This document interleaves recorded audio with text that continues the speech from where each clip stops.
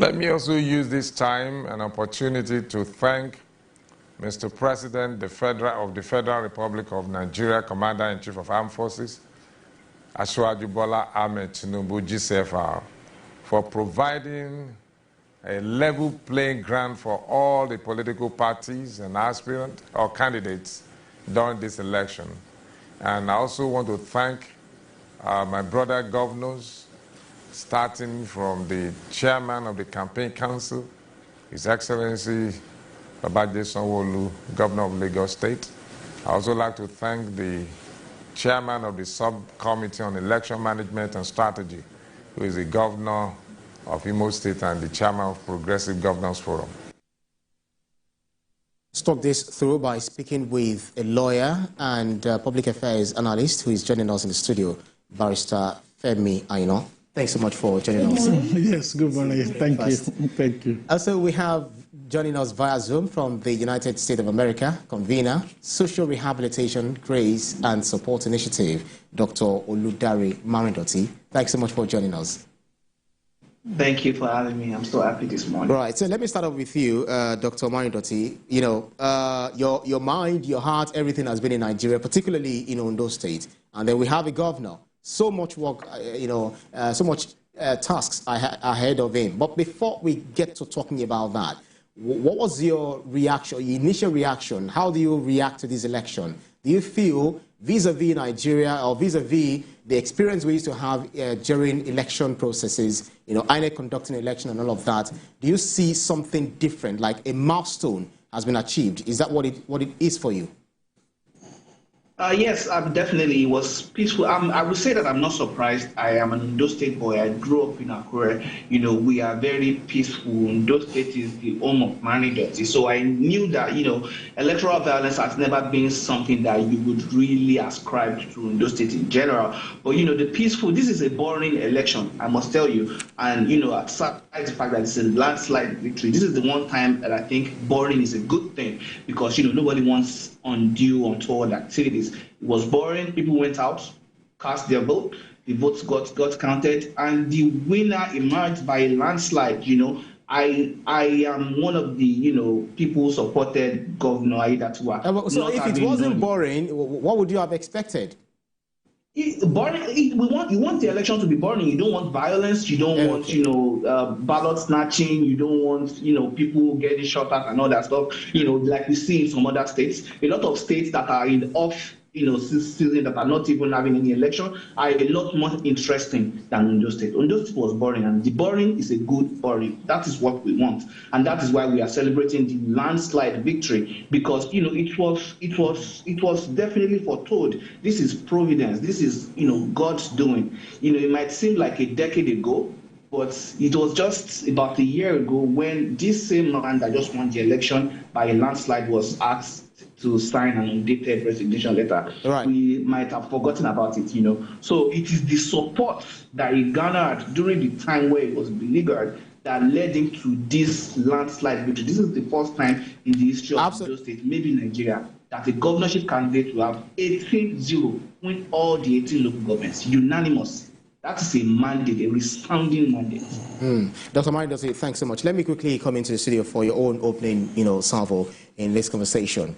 Dr. Marindoti said boring is good, and that is what we want. Is that the same thing for you? No, it's not. Because at the end of the day, you see, we need to praise, and at the same time, we need to criticize in equal measures. Number one, I've heard people, I think you even use the word milestone. I think that's a bit on top. Yes, because at the end of the day, I'm not saying INEC didn't perform creditably well, but at the same time, we need to carry out a balancing exercise and look at what the others are saying about this election. You see, anytime you had an election and you had a winner, then politicians start using all these colorful adjectives. It was very fair, it was transparent, it was peaceful, it was this and that. But by the time you go further, you will realize underneath, there is something very, very, very wrong somehow. And I asked myself, whether we are progressing or retrogressing. In certain respects, we seem to be progressing. In other respects, we seem to be retrogressing due to entrenched and inherited attitude of our people. Number one, when you talk about vote buying, ballot stuffing, you see, election time to some people in Nigeria is a very lucrative business, because anytime there's an election, they know, forget those who are printing posters, T-shirts, and what have you. Those ones are carrying out legitimate economic activities. But there are some set of people whereby they have a degree in rigging election, causing chaos here and there. And these people, one day, we need to try as much as possible and find a way to deal with them. Because, you see, if our democracy is going to develop, we must give everybody, we must create a level playing field. And I've said this before, and I'm repeating it for the sake of emphasis. Nigeria is not a two-party state. Neither is it a three-party state. It's not even a four-party state.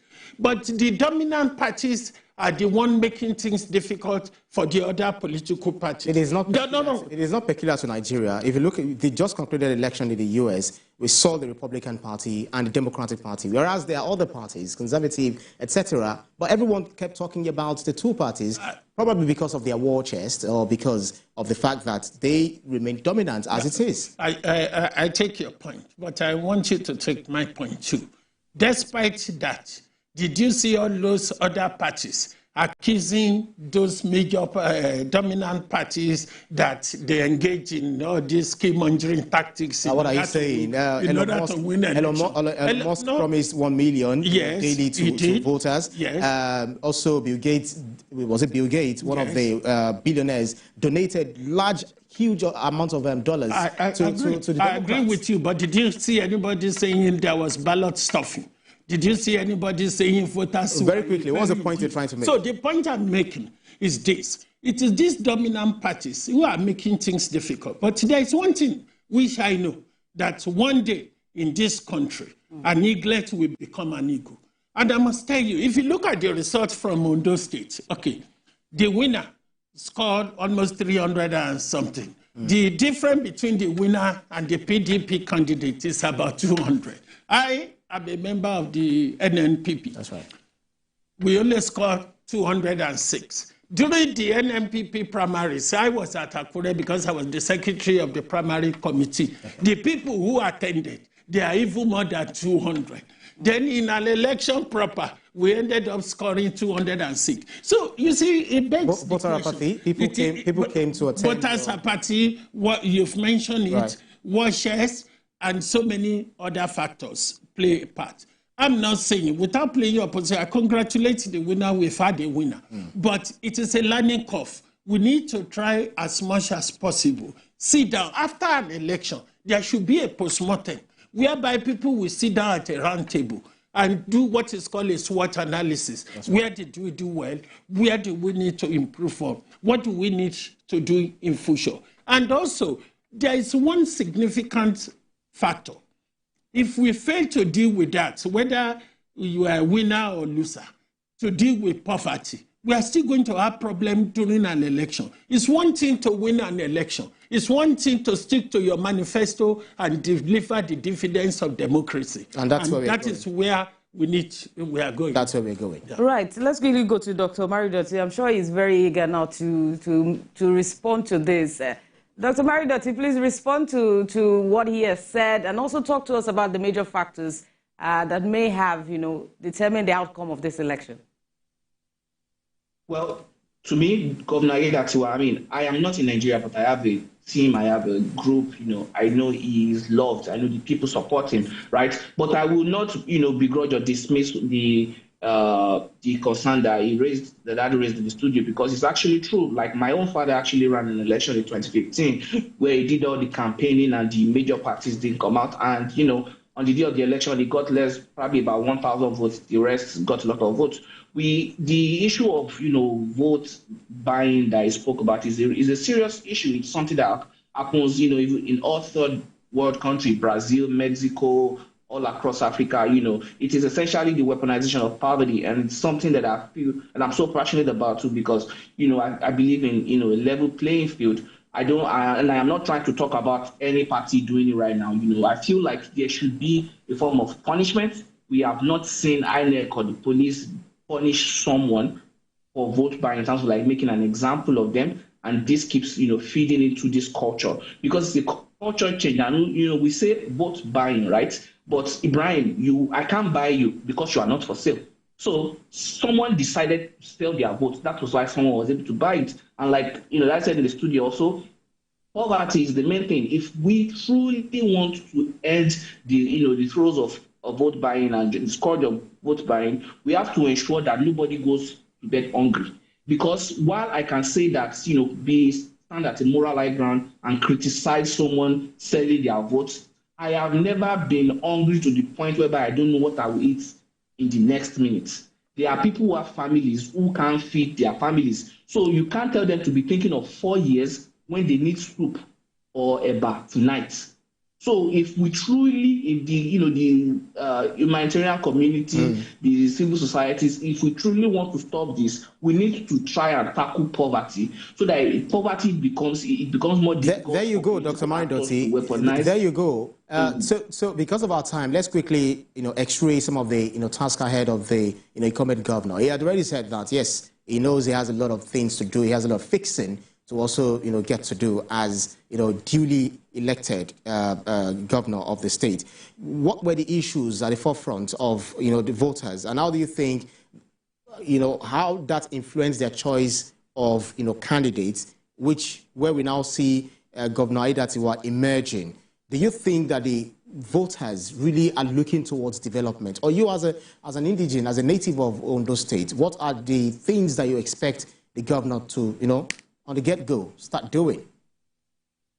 Yeah, we are definitely, the whole country, we are living through some economic challenges. We are restructuring. We are cutting away all the loopholes. So we need to be able to manage this thing. And that's what the governor has tried to do by stimulating the economy, by creating employment. Ondo State is still a largely civil servant state. The governor is trying to attract a lot of industries into the state by, giving them access to cheap and constant steady power that he's working on. He's working on education because that is how you can actually really get real growth. It's the only investment that does not have a point of diminishing return on that education. He's investing in it. The governor Aiyedatiwa employed teachers that have not been employed since 2006 during Adabu's time. He's the first person that will employ people into the civil service since then. For you to know the number of people that are retired and the things that the people are suffering from, and also in terms of managing this hard period in terms of helping workers with transportation and all those stuff. Those are the things that he has been doing. And in just 10 months, he has definitely done as much as he could.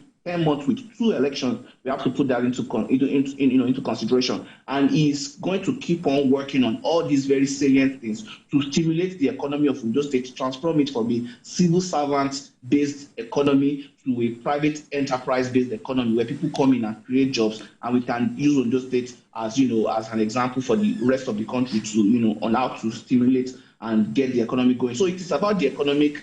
It's about the economy, it's about the economic realities of the people of Ondo State. And that is what Governor Aiyedatiwa has already started working on. And that is what he will need to keep on working on, to put the infrastructure in place for health. All the wards right now are getting their healthcare infrastructure revamped. The increased revenue that is coming into the state is being put into diligent and adequate use.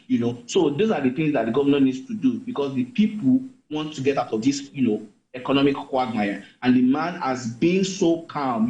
Matthew 5:5 said, "Blessed are the meek, for they shall inherit the world." Governor Aiyedatiwa was calm, meek through all the adversities, and he has inherited the world. Like the Bible said, Aiyedatiwa, the world has become our own, and now he's going to lead us, right, out of this economic quagmire into prosperity. Let's come back to the studio. The governor has just 1 term ahead of him constitutionally, not the 2 terms roadblock as usual. And with this much work, especially what Dr. Aiyedatiwa has mentioned, how's this going to impact his administration? Just have 1 term. How are you going to achieve all of this? I mean, you had a few months down the line, and we could see a level of change, but I think you still need more time. You say politicians can promise change, but how are you going to deliver that change? That is the question. And it's even a pleasure listening to Dr. Maridot because it's quite obvious there are lots in the menu. But the point is this, you can't just, you can't say, I'm going to do this, I'm going to do that, I'm going to do this. But at the end of the day, you need to consider where the fund is going to come from. That's one. Yeah. And number two, who are the competent people you want to work with? Then what sort of leadership do you want to engage with? Is it a hands-on approach whereby your hand is in everything? That's right. Or is it a laid-back attitude where you sit in the office and they come down and just tell you all sort of stories that this has been done? Or are you going to go out and go at the field? And there's one thing about this governor. During the campaign, he told all the local government, and he said he now had a better understanding of the issues the people in that state they are facing. But there is one thing. If the PDP people are going on top of the roof saying there was this, if care is not taken, for the first 5 or 9 months, the whole thing is going to get bogged down in litigation. And that is the problem with some of these governors, okay? The one in Ondo State, his victory was challenged. Similarly, in other states. So during that time, they seems to be sitting on a dynamite because they are not sure whether, look at what happened in Kano State. That's right. Until the matter got to the Supreme Court. Okay? So, you see, if you are in that position, let's forget who we are. Put yourself in that position. You are sitting there, but you are not sure of job security, whether your job is secure. Because overnight, the court can say, look, the election, there are a lot of irregularities, it should be cancelled or the other person. So, you see, that is another thing. And that's what the governor should work on. Either reach out to these people, and people should learn a lesson from what happened to President Trump. He lost that election. No, there were a lot of who and cry. He wasn't happy, this and that. But at a point, he decided that, look, let me wait. 4 years, time flies, especially if you are having fun. That 4 years will soon be over. Absolutely. I will contest again. And now he's re-elected as the president. Right. So that is something people need to think about. You see, this litigation will not take us anywhere. But at the same time, just work with the governor if you really have the interest of the people at heart. And you see, team spirit and teamwork is very important because that's how you can deliver the goal. If you don't, and then there is crisis and the governor get bogged down in unnecessary crisis, all those issues mentioned by Dr. Maridot, how is he going to achieve them? So that is one thing we need to try and embrace. So I know that. And you know what, you see, Bob Marley, that you fight and run away, you fight to come back another day. Yeah. Absolutely. So Dr. Maridot, you're talking about your state, Ondo, is actually a significant contributor to Nigeria's oil and gas production. It produces 60,000 barrels of crude oil per day, making it the 5th largest producer of hydrocarbon in Nigeria. That's an opportunity there. How much do you think the state has, over the years, tapped into these, these natural resources in bringing in, for instance, investors, converting CNG to LNG, using all sort of, byproducts from what Ondo State has as one of the largest contributors of hydrocarbon in the country? Thank you for that question. We all know the state of our constitution and the fact that, mineral resources, there's still, things around that we are hoping can get changed, So, yes, the governor and the state has tried to maximize whatever 13% derivative they get to try to reinvest. But, while that is a result, we even have bitumen that has never been tapped that, can also be, be processed into a lot of all these products. And we have, so many other natural resources and, growth of cocoa and all those things that we can also work on. But that is why the governor is going through the terms of stimulating the economy by investing in the people. Because guess what? You can tap all the fuel in the land, but you are still not going to make your people rich. It is investing in them, teaching them, educating them that will actually really stimulate your economy, and that is the line the governor is going. And I know that he said something about election litigation. This is an election that was a landslide. The burden of proof is you have to show substantial irregularities that will change the outcome. If you multiplied the votes of the number 2 guy by 3, he would have still lost that election. So they can go to court if they want to. It will just be a waste of their time, in my own opinion, but they have the right to go to that, to do that. But, like I was saying, the governor will invest in the people and bring in investments that will be driven by the people so that we can have a real growth, not growth that will be dependent on a few natural resources whereby global markets, war somewhere and all, can really easily destabilize the economy of that state. So, yeah, what Governor Aiyedatiwa is focusing on is diversifying the economy of Ondo State, trying to ensure that all parts of Ondo State have, improved electricity supply so that businesses can have a bit more stable, predictability about their businesses, and investing in the education of the children of Ondo State. He didn't fight to win this election. He fought to win the future for the children of Ondo State. And that is what he's going to now do, that we have reposed, our trust in him and given him a resounding 18-0 mandate, to run this election, to run the state the way he has, told us he wants to do it. So I believe the governor is started on the right track. He has a lot more work in front of him. He knows that he has his work cut out for him. He is a man who is very loving, very calm, very focused. So he brings people, together. All he does is win. He is a lucky man, and he will keep on winning for Ondo State. Thank you. Thank you. Let's bring it back to the studio. You mentioned putting all hands on the table to work with the governor. Let's start with your own party and also confirm that your candidate has affirmed that he's going to work, with the governor. This is a time where we're also looking at increasing the generated revenue for each state. So you can answer that and also talk to us about the major areas that you think, the governor should work on just as he, wraps up. Yes, but you see, there's one thing about this governor's the election. There is no need for any transition committee. The only committee you are going to have is an inauguration committee. So it's a continuum. Yes, because the continuum is there. That is one good thing. So the governor should hit the ball rolling. That's it. There's no point wasting time. But one thing which is very important, you see, Nigerians are going through bread and water months, month by month. Somebody needs to address that. People want that 3 square meal on the table. How are you going to do that? And the best way you can do that is to find a way to alleviate poverty. That is very, very important. You see, because when people are hungry, they have a limited choice. If they are hungry, you can call them to a corner and say, I will give you 2,000, go and vote for me. Right. But you see, if they are well off, relatively, there's a possibility they will be able to say no.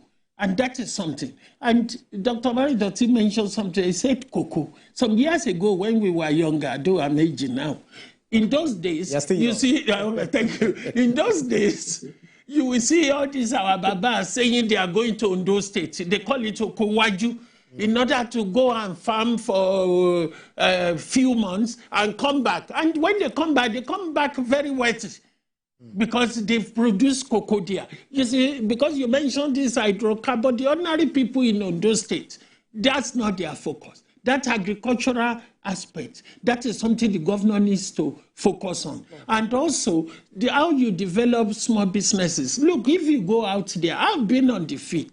I have a better understanding of this issue. If you give these people ordinary 15,000, they can make a best use of it. They can stock up whatever they are selling, and they will make little profit, and they are comfortable. But if you don't come up with such initiatives, you are still going to have problems. The frustration. Are you advising the government to give them 15,000? No, what I'm saying is that you need to find a way to empower people economically. You see, it is not about going to finance bank and those ones who will charge extortionate interest. I'm saying that the governor should come out with a scheme whereby people that will increase prosperity, the economic prosperity of the people in that state. There is the question of how far this empowerment will actually go. We've had large-scale national form of, empowerment, and you still see people complaining that that is actually not enough or is not actually getting to them. So is it really empowerment they need? Is considering some of the realities they were facing, like the economic concerns, how far will the empowerment? Yeah, you know yourself, women ones are insatiable, okay? Even if you give them everything, they will still complain. And the problem with some of this empowerment, you see, if you give them, this will make you laugh. You go to a village, you give them a gas lamp, that, okay, you get, the moment you live there, they are selling it to people. Because how are they going to refill the gas? Because they don't even have the money. So what I'm trying to say is that look at what they actually, their needs. You see, if you go there, you are giving them grinding machine, you are giving them sewing machine, the next thing they will do is to sell it, because some of them don't have the necessary skill. But what we are saying is that how do you develop the local economy so that when you develop that local economy, people will prosper? Take, for instance, you see, if you've been abroad, you will see they have this way of doing things. Okay, they know everybody we need. Let me take United Kingdom briefly. They know everybody we need a driving license. But they didn't say the agency in charge should be in London. They took it to Swansea. If you have issues, you will travel there. The transporters will make money. While you are there, you will be able to buy 1 or 2 local produce and say, I will take it to London. You see, that's how you try as much as possible. But when you concentrate everything in the state capital, then you have a problem with the local population. That's right. So it is very important for the governor to reach out and consult widely. I know political loyalty needs to be rewarded, but don't put people in position if they are not competent. That's right. So, Dr. Aiyedatiwa, Barrister, had actually, raised very cogent, points, regarding social intervention and all of that. But in all of this, it is those who have their lives that will be able to go to the farm. It is those who, are alive that will be able to, thrive in their businesses. Speak to us about the challenges the state is facing in terms of security. We know that Amotekun is really doing a fantastic job when it comes to securing all of those places, their interlands and all of that. But what are the things, the unique things that you think the governor should bring on board to ensure that the state, farmlands and everywhere is secure? Yeah, thank you. That goes back to, I've always been, and I'm sure me and you will. We've had this conversation multiple times. I've always been in favor of community policing. We know that Ondo State was at the forefront of the fight for Amotekun under Governor Akeredolu, and we can see that Amotekun has been doing a very fantastic job despite the limitations and not being able to bear arms and all that stuff. Yeah, in my own opinion, I feel like the governor, in anticipation of a change in the policy from the federal government, should create a system whereby the people who go to Amotekun can be trained in modern policing, like a police academy for Amotekun people, because community policing is always a community-based thing. You in your own house are in charge of the security of your house. You lock your door. That is the same way that we need to do this, because there was a time a few months ago where some medical students were kidnapped in Benue. About the same time, a family of 5 was kidnapped in Obese. That one did not make the news, and that is a problem that affects even the agricultural productivity of Ondo State, because it is not as rampant. We don't hear it in the news. My aunt told me about someone that was working on a farm that was kidnapped. Till today, they've not seen them. Those ones don't make the news, right? So we need the federal government to change their attitude towards, community policing and allow the states to, harness their resources, police themselves, keep themselves and their, goods safe. Yes, definitely. Once these things have been done, a lot of people are ready to come and invest in those states in terms of all these counterpart investment in agricultural produce to ensure that the goods get to market, they don't get destroyed. All this investment needs to come, but nobody will put their money in an insecure state. And we're talking about Boko Haram, this another one gathering. There's, apart from those ones, bandits, people who just kidnapped one of my friends got kidnapped in Abuja while she was leaving work for 2 hours. They emptied her account and all those things. These things happen because we don't have community policing. We don't have people at multi-levels making decisions. So the only way we can definitely grow this economy, the only way the president can achieve what he wants to achieve, is to allow governors to police their states and allow local government chairmen to police their local government. And I know that we've raised concerns about governors abusing it, but let's assume we cannot write laws that can prevent abuse by governors. Are we going to say, if we have just 2 choices, governor this abusing the police and Boko Haram and bandits running ravage, are we going to say we are going to prefer for Boko Haram and the bandits to run ravage over the governors abusing police? If those were the 2 options, And we know that we can write the laws to make sure that the police infrastructure is insulated from political, interference by the governors and all. So we need to do this so that the people can feel safe. My parents went to our village to vote yesterday. I was scared for them because there's been a lot of kidnapping along the cocoa axis. So these are things that we really need to do. We need to restructure the police. We need to accept it that the Nigerian police force as a structure of our policing is gravely deficient. They cannot do the work, so that we can bring people who know the terrain, empower Amotekun, create a form of 6 months, 3 months training, adequate training for them in surveillance and all those things. And then let us keep our people safe so that they can express their enterprise. That is what I feel like the governor needs to do. A lot of it is not up to him. He's doing the best he can with Amotekun, and Amotekun has been given results. Imagine Amotekun with what they have done. Now, imagine what they would do if they were allowed to, be able to bear arms and they were properly trained. They are fighting with both of their hands tied behind their back, and they are doing amazing. So we need to keep on, encouraging them and keep on training them, and that is what I would hope the governor keep on doing. And we can also plead to the president to also reconsider the stance on community policing. Right. So let's bring it back to the studio. Let's talk about the prospect of education in Ondo State. I understand that this governor employed more public school teachers within just a few months. And I remember there was a time in Ondo State there was free transportation, school bus, but then he had to stop, I think, under Keredolu's time.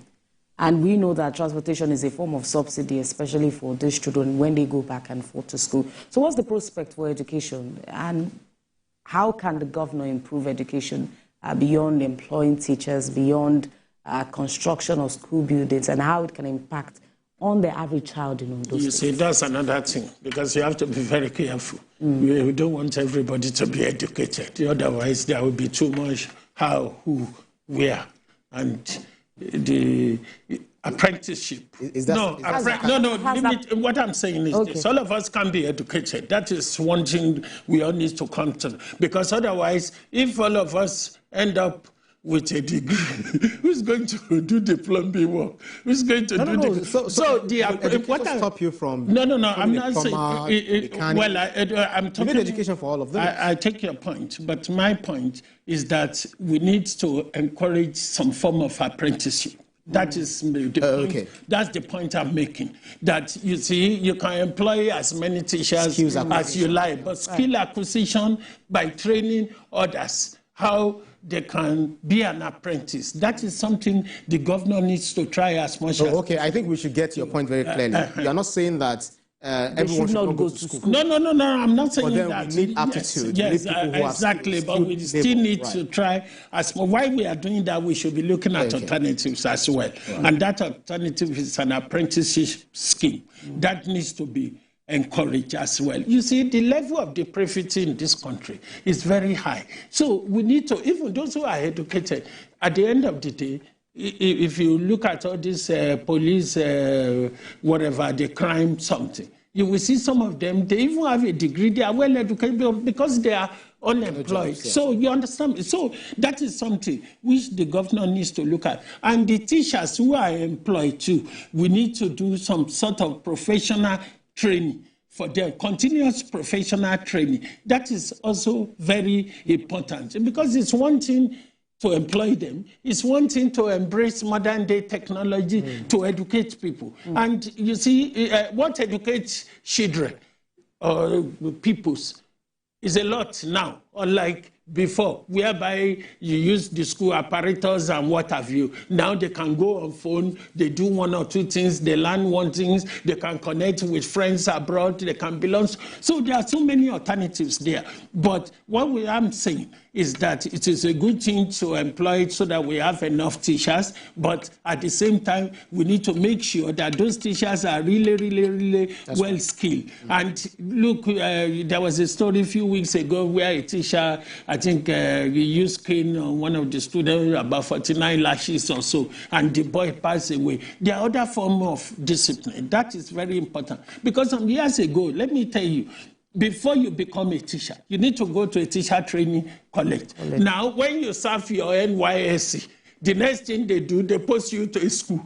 The regular teachers, they just sit back. And this is somebody who has not even been to, we have not trained them to teach. And because they are doing the National Youth Service, they go. One was even telling me that, look, he doesn't even know what she was doing. She just go there, and when the mathematics get stuck, then she has to call the regular. She asks them to go and look for it. So please, we need to do that. It's very important. Right. I wish the governor well, and I hope he will deliver the dividends of democracy, but we are watching. So we're actually watching, and I know Dr. Marindoti too is also watching, even though you're watching from afar. But in all the same, how do you think the governor can, embrace technology in terms of, we talk about employment of, labor. He also promised that, starting in month end, he will start paying the new national minimum wage as agreed in the state. I think 73,000 naira or thereabouts. The infrastructure development, healthcare. What are these? Which one do you consider topmost priority in all of this? Yeah, thank you very much. Like you said, embracing technology. The governor is someone that he actually likes to work with young people. I know he embraces technology a lot, and because technology has given us like a cheat mode to achieve a lot of things that were either so impossible. Back in the days when we didn't have like internet and all that. Going to school, you can literally learn your classes by watching a video, and the same thing that your teacher is teaching you, you could have access to it. And these are part of the things that the governor is trying to do to ensure that it can bring equity into the education system, so that the students in Akotogbo or in Kakumo or in Akunu, they have the access to the same quality of education by having access to all these media things. And it's the same thing also with education, with even healthcare, in terms of like being able to use technology to meet the shortfall of the paucity of doctors like me who ran away, and other nurses and all of that. So that's part of what the governor is definitely trying to do. And I want to agree with Pastor Aino in the studio, even though I will not phrase it the way he started it. But we need to change our education system in such a way that we don't be training WAEC passers. We need to train people who get out of the secondary school with a skill. Secondary school is 8 a.m. to 2 p.m. From 2 p.m. to 4 p.m., they can learn a skill for a long period of time that will give, boys carpentry skills, girls, maybe makeup, bakery, things that really make sense. I'll tell you a story. One of my sister's friends, she's a PhD, that she was a first-class student, but the way she made her money was by makeup. She didn't need to get a PhD to learn how to do makeup. She could have learned it from secondary school, and she would have still, been able to start a business, because people need to be able to pay their bills, to feed their families, to support their friends and all. And these are things that you can easily leverage on technology and just put a little bit of investment in, and then you will change the lives of people in those states to be an exporter of skilled talents all across the country, because we have trained them. We have spent the time that they just waste away in secondary school. We spent it to train them. We can even be the next producer of, Victor Osimhen and all these things. These are things that the governor is trying to, through this Commissioner of Sports and all the youth and sports and all of this, to, invest in the people. That is why you can see all the investments he has made are investment geared towards the people. Yes, definitely they would need to support it with infrastructure, but the most important entity in Ondo State are the people of Ondo State, not the crude oil, not the cocoa, not anything, the people. And that is what the governor has, focused on. That is why his victory was resounding. That's why everybody supported him. And that is what he needs to keep on doing. We can work and show them. We can't say maybe education first. No, he has to do everything. And, he knows he has his work cut out for him, and he's not complaining. Ondo State people want education fixed, health fixed, the infrastructure fixed. They want the agricultural supply fixed. Ondo State should be able to provide 40% of the food that it consumes. And that is part of the goal that the government is going to leverage on technology, AI, and all these things to be able to achieve on a short period of time. And so that's why, more grace to your elbow, Mr. Governor. I, pray for you, and I know that you are going to succeed. Right. So I want to also pick it up from what he mentioned. I mean, we're talking about leveraging on technology. We should also look at the power of the state, the workforce of the state, the civil servants in Ondo State. Those are the ones that, well, apart from the small and medium enterprises, they are the ones that will also push the state, to greatness. How do we ensure that while we are considering increasing the minimum wage, we have staff that are up to date, that are innovative, that can also try their best to also bring revenue into the state. Yes, and that's even very important, because they are the one, I think they always call themselves the engine room, or whatever. Because at the end of the day, you see, number one, the first starting point, cut down on the bureaucracy. That is very, very important, because at the end of the day, if you go to some of these ministries, people are still working in an anachronistic fashion. File at the back of the file to Mr. Ibrahim. Mr. Ibrahim will write to you. You will pass it to David, and then just to take a decision. And at the end of the day, if you go abroad, apart from the internet, there is what they call intranet. The intranet is what workers use to communicate with each other. Once they get a memo, they pass it to you, you mean it, and you can get a decision that same day. So we need to try and cut down on that bureaucracy. And if you see some of the file, I'm telling you, you wonder what is inside. And they are carrying it from pillar to post. And some people come to work, what they do is that they spend the productive hours, the 5 hours, just moving from one desk to the other, carrying this big file. And if you sit in front of some of them, hardly can you even see their eye, because those files are so heavy. So you see, you must try and embrace technology to have a paperless office. That is very, very essential. Because at the end of the day, you see, this is why government don't work. Even when I was a trainee solicitor in London, when we are closing, what they advise you, put all the file back in the cabinet. Because one day I say file, at least we will still have the records there. You understand me? So that is important. And also training is very, very essential. And I must tell you, if you go to some of these ministry on Monday morning and see what these civil servants are discussing, it's very annoying. They say, oh, auntie, did you attend that party? Oh, did that your man came and all this? They just went talking nonsense. Honestly, let's be realistic. Because, look, and there was a day I was at this Alausa. I was in suit with one of the lawyers. We were standing outside. Then we come out. The moment they see us, they just run back into their offices. Because something tell them they are not doing the right thing. So the monitoring is very, very essential. The continuous training, that is even another important thing. Because some of them, they were recruited years ago. If you have to retrench, just retrench and bring in competent people. And if we are working as part of a team, ideas we fertilize, we learn from each other. Cultural prejudice and what have you can be easily erased. So it is important we get them to sit down and say, look, team spirit is very essential to me. And then cut down on, look, I'm telling you, it's quite frustrating just to get simple information, the way they push you to go to this, we are waiting for EO, we are waiting for HEO, we are waiting. So all that bureaucracy needs to be cut down, training needs to be embraced, and also those who are due for retirement, they should be retired so that we get new blood in. All right, so Dr. Aiyedatiwa, well, we've told the governor so many things to do. In fact, we've not exhausted, it's quite inexhaustive. But to whom much is given, much is expected, they say. The people, are the ones who receive these dividends of, governance and good governance, so to speak. So what should be the expectations from the people? What are the things that we expect them to do? Barrister, I'd mentioned some things that the civil servants needs to do, but the people on the street, the mama, papa, the Pekin, everyone right there in Ondo State, what should be expected of them in maybe monitoring the governance, how the governor is running the affairs of the state and holding the governor to task?